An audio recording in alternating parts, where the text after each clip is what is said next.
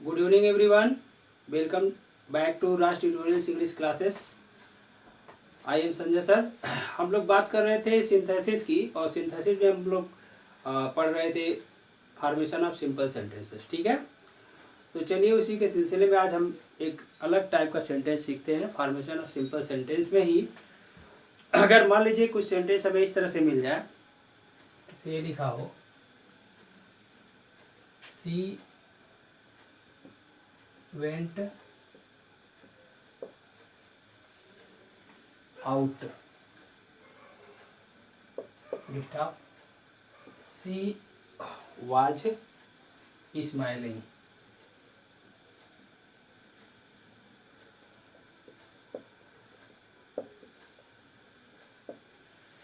अब ये एक सेंटेंस ये लिख करके फिर नियम आपको बता रहे हैं। अब देखिए, इसमें गौर से देखने वाली बात है, ये वाला वाक्य आपका कंटिन्यूअस टेंस में है। अब कंटिन्यूअस की किसी भी टेंस में हो, मतलब प्रेजेंट कंटिन्यूअस हो सकता है, पास्ट कंटिन्यूअस हो सकता है। एक सेंटेंस अपना कंटिन्यूअस में होना चाहिए, और दोनों वाक्य का सब्जेक्ट क्या होगा, एक ही जैसा होगा। ठीक है ना। या तो ऐसा हो सकता है यहाँ पे नाउन होगा, उसी का प्रोनाउन यहाँ पे आएगा, ये हो सकता है। अच्छा, एक कंटिन्यूअस में होगा, दूसरा वाला जो वाक्य होगा ये वाला अपना, ये पास्ट इनफिनिट में हो सकता है या प्रेजेंट इनफिनिट में हो सकता है। तो ऐसे वाक्यों को जोड़ते समय हम क्या करेंगे, इसमें एक्स्ट्रा कहीं से पार्टिसिपल का प्रयोग हम नहीं करेंगे, ना तो बनाएंगे। ठीक है, जो कंटिन्यूअस वाक्य में जो मुख्य क्रिया होती है उसमें पहले से ही आईएनजी जोड़ के जोड़ा हुआ रहता है, मतलब बिफोर का प्रयोग पहले से रहता है। तो हमने कुछ ऐसे करना है कि वाक्य के अंत में या मुख्य क्रिया के तुरंत बाद ऑब्जेक्ट के रूप में इसका प्रयोग कर दें, अपने आप ये वाक्य जुड़ जाएगा। यही काम हमने करना है। तो आपने फिर से पहचान देख लेना है, दिए गए वाक्य के जोड़े कुछ ऐसे हों कि एक वाक्य कंटिन्यूअस में हो सकता है प्रेजेंट कंटिन्यूअस, एक वाक्य कंटिन्यूअस में हो सकता है प्रेजेंट कंटिन्यूअस में, हो सकता है पास्ट कंटिन्यूअस में। ठीक है, तो दूसरा वाक्य पास्ट इनफिनिट में हो या प्रेजेंट इनफिनिट में। तो हम करेंगे क्या, जो ये वाला वाक्य जो कंटिन्यूअस में नहीं है उसको ऐसे ही उतार लेंगे, ये हो जाएगा ऐसे, सी वेंट आउट। ठीक, अब यहाँ का जो सब्जेक्ट है इसे हटा दीजिए, सहायक क्रिया हटा दीजिए, ये वाली बची मुख्य क्रिया यहाँ पे नोट कर लीजिए। तो ऐसे हो जाएगा ये, सी वेंट आउट स्माइलिंग। बात आया समझ में। एक दूसरा वाक्य देख लीजिए, he entered the class, stop, he was weeping। ING नहीं हटेगा, यहाँ पे कहते weeping। अब इस वाक्य को पहचानिए, ये दूसरा वाला वाक्य देखिए आपका पास्ट कंटिन्यूअस में है। ठीक है, ये पास्ट इनफिनिट में है, इसको ऐसे ही उतार लेना है, ऐसे कर देना है, he entered the क्लास। ठीक, अब यहाँ से कर्ता हटा दीजिए, सहायक क्रिया को हटा दीजिए, जो मुख्य क्रिया बचा यहाँ पे नोट कर देते हैं, हो जाएगा वीपिंग। इस प्रकार से अपना दोनों वाक्य जुड़ जाएगा। ठीक है ना। चलिए नेक्स्ट आगे देखते हैं।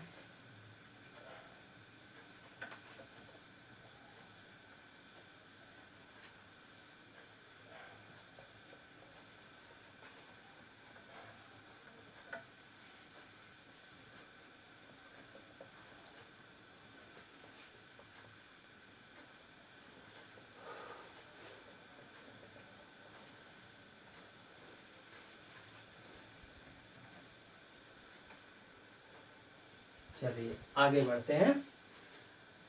तो एक सेंटेंस और देख लीजिए, Ram came here he was laughing.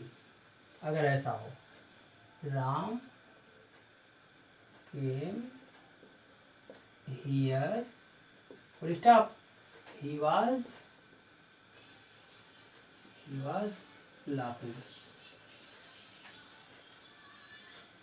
Laughing. ऐसे हो गया, Ram came here he was laughing, इस तरह का वाक्य है।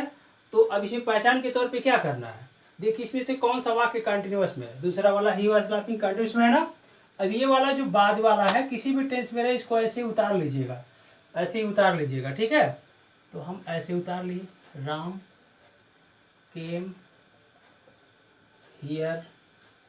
ठीक, अब पता कैसे चलेगा दोनों वाक्य का सब्जेक्ट एक ही जैसा है? जरा ध्यान दीजिए, यहाँ पे जो नाउन आया है इसी का प्रोनाउन दूसरे वाक्य का सब्जेक्ट है ना, तो हुआ ना एक जैसा, एक ही जैसा वाक्य, एक ही जैसा सब्जेक्ट। तो हम अब यहाँ पे एक बार उतार लिए, राम केम हियर। अब यहाँ से सब्जेक्ट हटा दीजिए, सहायक क्रिया हटा दीजिए, मुख्य क्रिया नोट कर दीजिए, बहुत ही आसान है। लाफिंग है, लाफिंग। ठीक, इस तरह से ये वाक्य बनेगा। अब बढ़ते हैं अपने अगले सेशन की तरफ। अगला नियम क्या है उस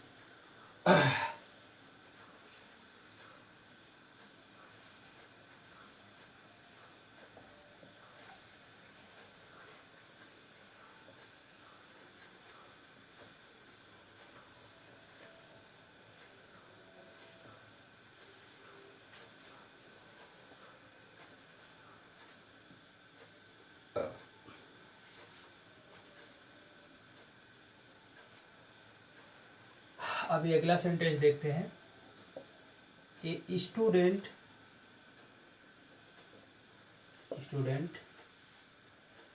is standing under that tree, is standing under that tree. Stop हो गया। अगला सेंटेंस का है, ही इज माई ब्रदर। यहाँ लिख देते हैं, he is my brother, full stop. अब देखिए अगला नियम इसी सेंटेंस से बनेगा। अभी जो मैंने समझाया आपको उसमें क्या था कि जिसमें ये नाउन था वह वाक्य कंटिन्यूअस में नहीं था। तो यही तो ट्रिक है, यही समझना है कि एक वाक्य कंटिन्यूअस में है और दूसरा वाक्य किसी भी टेंस में हो।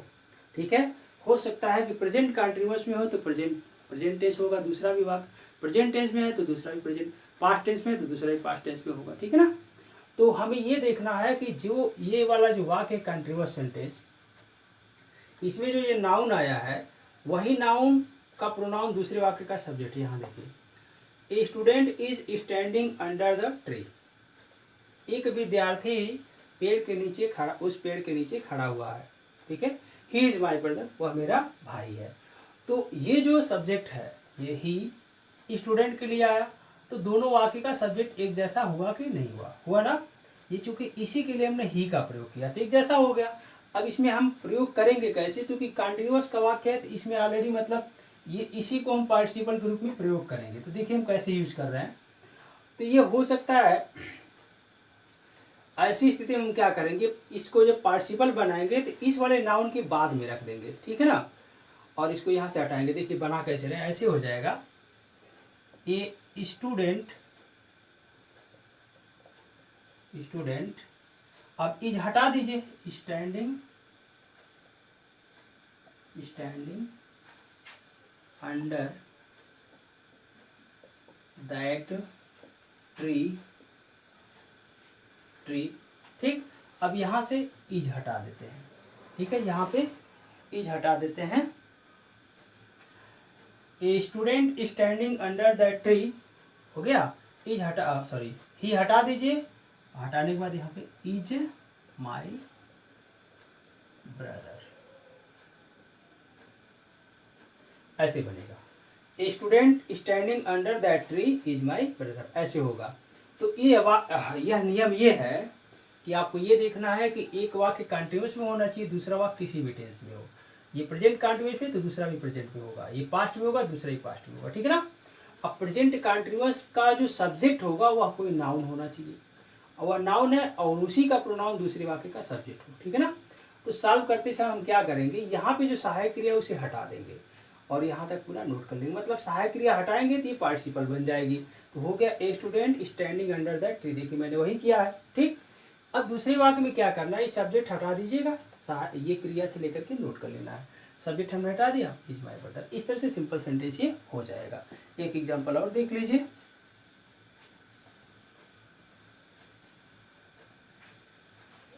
एक एक रूल, एक एक सेंटेंस आप सबको क्लियर होगा। एकदम समझ में आएगा। बस पूरा वीडियो देखिए, अच्छे से सीखिए। बार बार मैं यही अपील करता हूँ आप सभी लोगों से कि मतलब वीडियो पूरा देखिए और सीखने का प्रयास करिए, ठीक है ना। क्योंकि बाबू टाइम बचा नहीं है आपके पास पढ़ने लिखने के लिए, ठीक है। जो कुछ मिल पा रहा है हम लोगों से उसको तहे दिल से स्वीकार करिए और वर्क करिए, इस पर प्रैक्टिस करिए, खूब ज़्यादा से ज़्यादा प्रैक्टिस करिए ताकि हमारी ये परिश्रम जो है सफल हो जाए, ठीक है ना। एक दूसरा सेंटेंस देखते हैं। A man is sitting in the office, he is my uncle. A man is sitting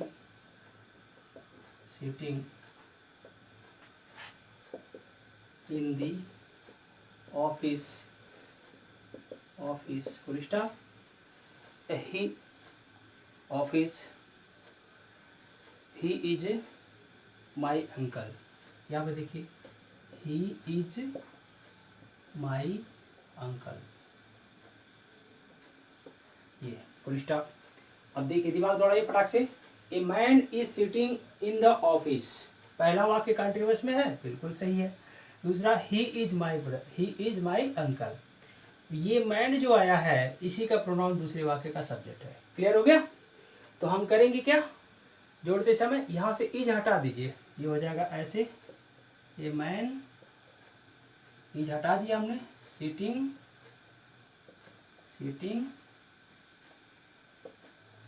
in the office, ठीक। यहाँ से सब्जेक्ट हटा दीजिए, बाकी जो बच रहा है जोड़ दीजिए। इज माई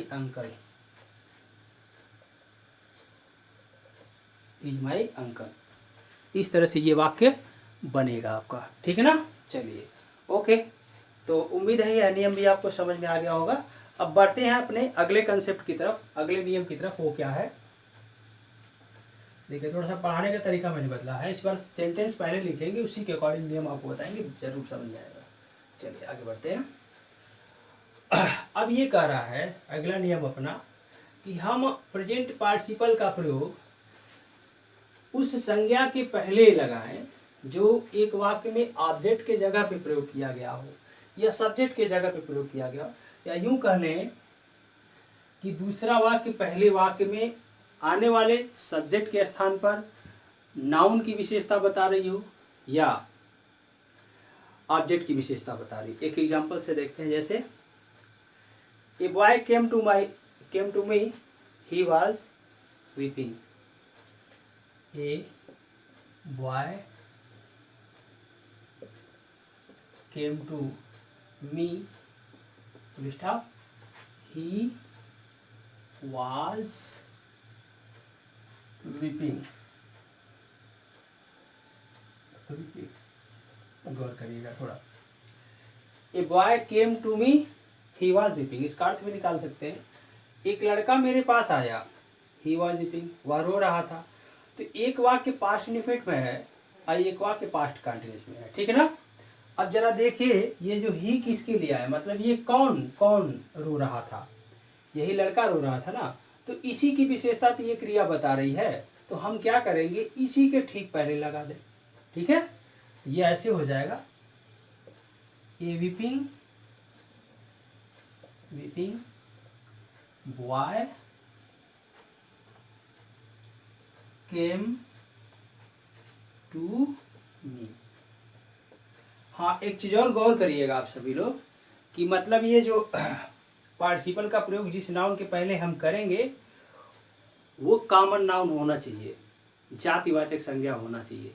अगर ये प्रॉपर नाउन है तो इसके बाद लगाना होगा और कॉमन नाउन होने की स्थिति में पहले लगा देना है। जैसे यहाँ पे देखिए बॉय कॉमन नाउन में है, तो हमने क्या किया, इस वीपिंग को इस बॉय के पहले। हाँ आर्टिकल रहेगा तो आर्टिकल के बाद ही, क्योंकि ये एडजेक्टिव का काम कर रहा है ना, और एडजेक्टिव के पहले आर्टिकल का प्रयोग किया जाता है। A weeping boy came to me, ऐसे होगा, ठीक।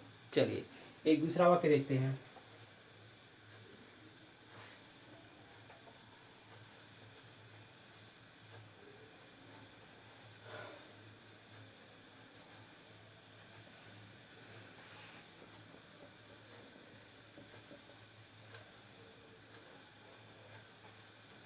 चलिए दूसरा वाक्य,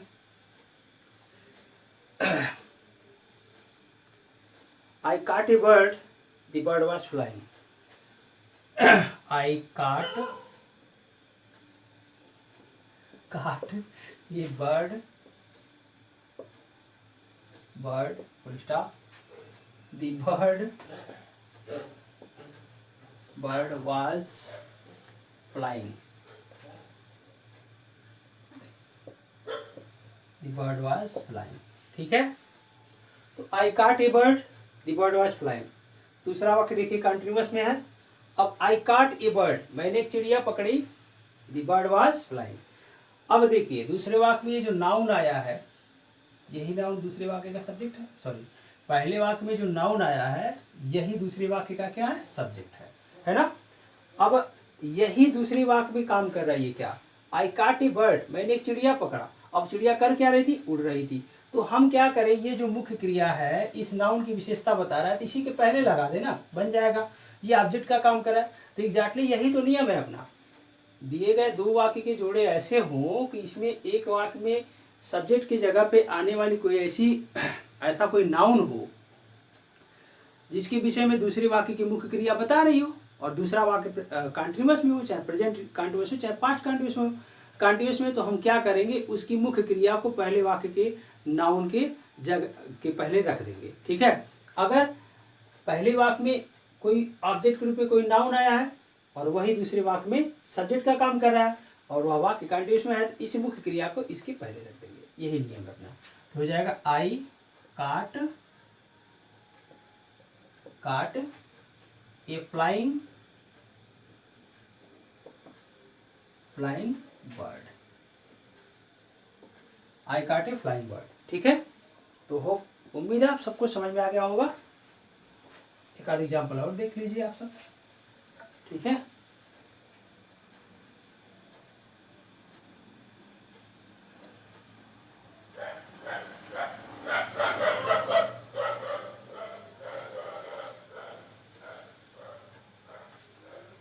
एक आध एग्जाम्पल और देख लीजिए। A girl was smiling, she entered the class। A girl was smiling, full stop, she entered the class। ये वाक्य अपना, a girl was smiling, she entered the class. अब यहाँ पे देखिए ये वाला वाक्य कंटिन्यूअस में है। ठीक है, a girl was smiling, she entered the class. अब यहाँ पे ये जो नाउन आया इसी का प्रोनाउन यहाँ पे सब्जेक्ट का काम कर रहा है ना। अब ये वाला वाक्य पास्ट इंडिफिनिट में है, तो ये वाला पास्ट कंटिन्यूअस में है, इसी के क्रिया का प्रयोग हम पार्टिसिपल की जगह पे करेंगे। तो हम इसके ये स्माइलिंग का प्रयोग इस नाउन के पहले कर दें, ऐसे हो जाएगा ए स्माइलिंग गर्ल। ठीक है, एंटर द क्लास, इसका सब्जेक्ट हटा दीजिए, यहाँ से क्रिया और बाकी सारे सब उतार दीजिए। एंटर्ड द क्लास, ऐसे बनेगा। ठीक है ना। तो आप सबको इस नियम के अंतर्गत यही ध्यान में रखना है कि दो वाक्य के जोड़े ऐसे हो कि उनमें से जिस नाउन की विशेषता बताएगी दूसरे वाक्य की क्रिया, उसी को पार्टिसिपल बना करके उस नाउन के पहले लगा देना है, इस तरह से ऐड हो जाएगा। ठीक है, तो ये प्रेजेंट पार्टिसिपल का नियम आपका यहीं पे समाप्त होता है। अब हम बात करेंगे पास्ट पार्टिसिपल की। ठीक है, पास्ट पार्टिसिपल का प्रयोग हम कहाँ करेंगे।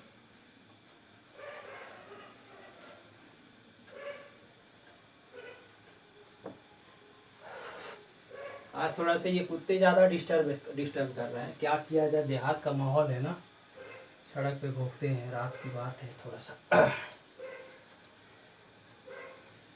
किसको क्या किया जाए।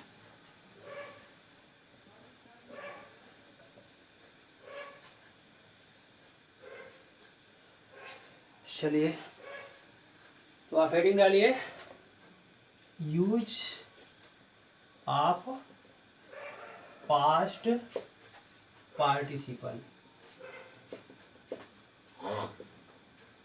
Use of past participle. तो सबसे पहले हमें देखना होता है कि पास्ट पार्टिसिपल होता क्या है। पास्ट पार्टिसिपल बेटा होता है क्रिया का थर्ड फॉर्म, और जब वो पार्टिसिपल में आ गया तो आपको यही समझना है कि वह एडजेक्टिव की भांति प्रयोग किया जाएगा, ठीक ना। क्रिया का थर्ड फॉर्म जब वाक्य में विशेषण की भांति प्रयोग किया जाता है तो हम उसे पास्ट पार्टिसिपल कहते हैं, ठीक ना। तो ये पास्ट पार्टिसिपल होता है क्रिया का थर्ड फॉर्म। इसके यूज के लिए आपको क्या करना है, इसके यूज के लिए आपको ये देखना है कि पहला कंडीशन जो इसमें था प्रेजेंट पार्टिसिपल के लिए कि दोनों वाक्य का सब्जेक्ट एक जैसा होना चाहिए, इसमें ऐसा कोई कंडीशन नहीं है, ठीक है। अच्छा, तो हम क्या करेंगे कि पहले वाक्य में किसी नाउन के विषय में दूसरे वाक्य की मुख्य क्रिया कुछ बता रही हो तो हम क्या करेंगे कि दूसरे वाक्य की मुख्य क्रिया को थर्ड फॉर्म में परिवर्तित करके पहले वाक्य को उसी नाउन के पहले लगा देंगे। इस तरह से हम इसका प्रयोग करेंगे। इसमें यह आवश्यक नहीं है कि दिए गए दोनों वाक्य का सब्जेक्ट एक जैसा होना चाहिए, मतलब हम साफ तौर पर कह सकते हैं दिए गए दोनों वाक्य का सब्जेक्ट जो है अलग अलग होना चाहिए। पहला एग्जाम्पल देखते हैं।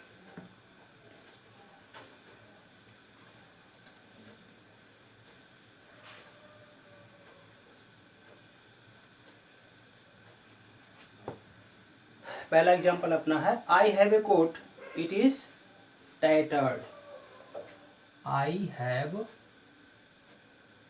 ए कोट इट इज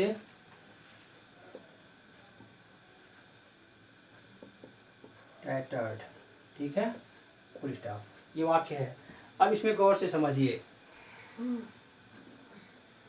इसमें ध्यान से देखिए। I have a coat it is tattered, मेरे पास एक कोट है और इट इज टाइटर्ड। अब देखिए इसी कोट के ही विषय में ये बात, ये जो इट के इसके जगह पे इट आया, यही वाक्य का सब्जेक्ट है और दूसरे वाक्य की मुख्य क्रिया। अब पहले देख लीजिए एक मिनट, इसका सब्जेक्ट अलग है, इसका सब्जेक्ट अलग है, लेकिन इस वाक्य में जो ये कोट आया है इसी के विषय में ये वाक्य कह रहा है, मतलब इसी का प्रोनाउन इसका सब्जेक्ट है, तभी तो ये क्रिया उसके विषय में कर रही है। आई हैव ए कोट, मेरे पास एक कोट है, इट इज टाइटर्ड, ये फटा हुआ है, ठीक है ना। तो ये जो मुख्य क्रिया है किसके लिए प्रयोग किया गया बाबू, इस कोट के लिए ना, इसी को पहले लगा दीजिए। ये है पास्ट पार्टिसिपल का प्रयोग, हो जाएगा आई हैव ए टाइटर्ड कोट। इस नियम का प्रयोग करने के लिए हमको यही जानना है मुख्य रूप से कि वाक्य में पहले वाक्य में किसी नाउन का प्रयोग सब्जेक्ट के जगह पे हो या ऑब्जेक्ट के जगह पे हो, दूसरी वाक्य में उसी नाउन के विषय में कुछ बताया जा रहा है, मतलब दूसरी वाक्य की मुख्य क्रिया उसी नाउन के विषय में बता रही हो तो मुख्य क्रिया को थर्ड फॉर्म प्रयोग करके उसके पहले लगा दीजिए। एक दूसरा एग्जाम्पल देख लेते हैं।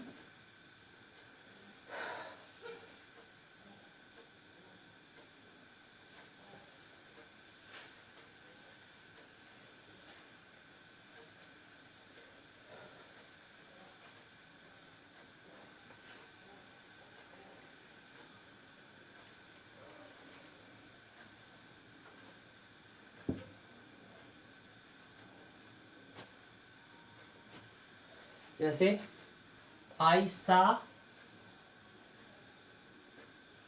ए girl stop she was worried,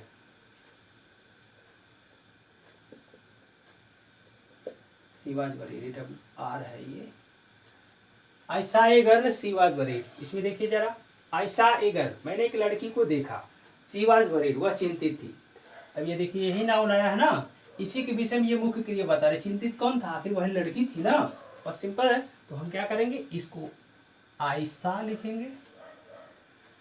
अब इस वरीड ये जो मुख्य क्रिया है यहाँ पे सब्जेक्ट हटा दीजिए, सहायक क्रिया का, ये मुख्य क्रिया का थर्ड फॉर्म ऑलरेडी है और नहीं होगा थर्ड फॉर्म बदल लेंगे। अब लगाएंगे इस गर्ल के पहले, आयशा ए वरीड गर्ल, ऐसे बनेगा, ठीक है ना। चलिए एक आध दो एग्जाम्पल और देख लीजिए आप सब।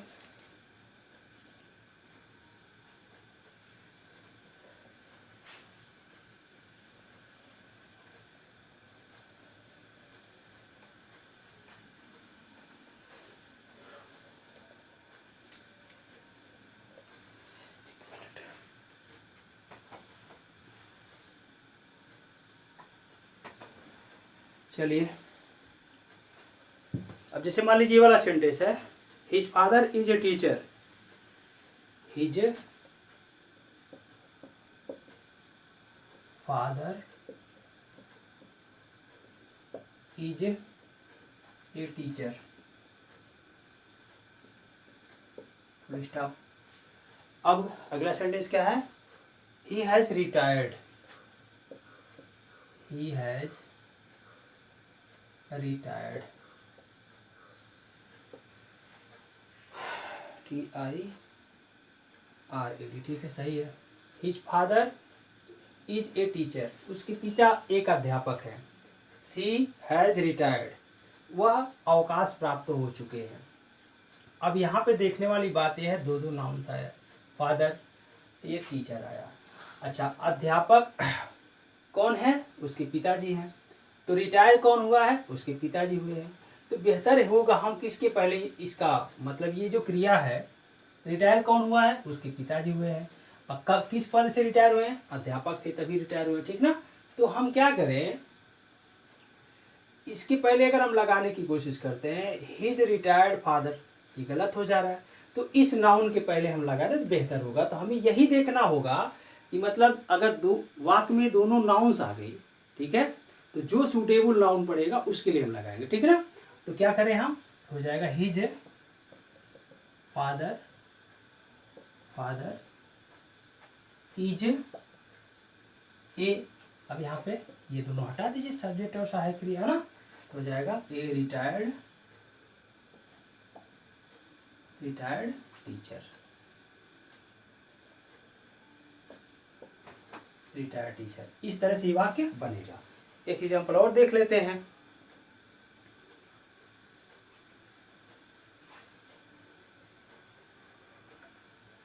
अब घबराइए नहीं, घबराने की जरूरत नहीं है, एक एक चीज क्लियर करेंगे। पहले वीडियो पूरा देखिए, लाइक करिए, चैनल को सब्सक्राइब करिए, मित्रों में ज़्यादा से ज़्यादा शेयर करिए, इतना काम जरूर करिए आप लोग, ठीक है। जिन बच्चों को मेरी आवश्यकता है उनके तक ये वीडियो फैलाइए, पहुंचाइए, ठीक, ये आपकी रिस्पॉन्सिबिलिटी है। अब देखिए, आई सा द डोर, आई सा दी डोर, स्टॉप हो गया। अब अगला सेंटेंस क्या है, द डोर वाज क्लोज्ड, यहाँ लिख देते हैं, द डोर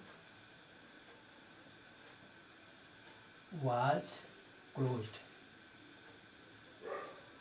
अब ये दूसरा वाला सेंटेंस, यहाँ पे हम इस डोर के जगह पे प्रोनाउन भी इस्तेमाल कर सकते हैं, ऐसा भी हो सकता है, इट वाज क्लोज्ड, ठीक है बच्चे। ये देखिए, अब ये तीन सेंटेंस नहीं हुआ, मेरे मतलब बताने का, कहने का मतलब ये है, आई सा द डोर, यहाँ पे जो नाउन आया वही नाउन दूसरे वाक्य का सब्जेक्ट हो गया। अब ये नाउन पूरा ना आकर के इसका प्रोनाउन रहेगा तो इट हो जाएगा, ठीक है। तो ऐसे हो सकता है, आई सा द डोर वाज क्लोज, या ऐसे आई सा the door it was close, ठीक है ना, ऐसे होगा। तो हम बनाते समय क्या करेंगे, अब देखिए दूसरे वाक्य में जो मुख्य क्रिया है किसकी विशेषता, ये क्लोज किसकी विशेषता बता रहे, डोर की ना, बस एक थर्ड फॉर्म में पहले से ये यहाँ पे लगा दीजिए। तो ऐसे हो जाएगा, आई सा दी क्लोज्ड डोर, ठीक, ऐसे बनेगा, ठीक है ना। ये वाला तो समझाने के लिए था, तीन तीन सेंटेंस नहीं है, मिटा ही देते हैं, नहीं तो आप लोग गड़बड़ समझ लेंगे। ये देखिए, मिटा दिया मैंने, ऐसे होगा। तो इस तरह से इस सेंटेंस को हम सॉल्व करेंगे। तो आज हमने जो प्रेजेंट पार्टिसिपल का छूटा हुआ भाग था उसको भी मैंने पूरा कर दिया, और पास्ट पार्टिसिपल आपका कंप्लीट हो गया, ठीक ना। तो फिर मिलते हैं नेक्स्ट वीडियो में एक नए रूल के साथ, ठीक है। तब तक के लिए आप लोग घर पे रहिए, सुरक्षित रहिए, और हाँ, एक काम और करना है, वीडियो पसंद आए तो इसको लाइक करिए, अपने दोस्तों में शेयर करिए, चैनल को सब्सक्राइब करिए। इसी के साथ मिलते फिर अगले वीडियो में अगले नियम के साथ, तब तक के लिए गुड नाइट।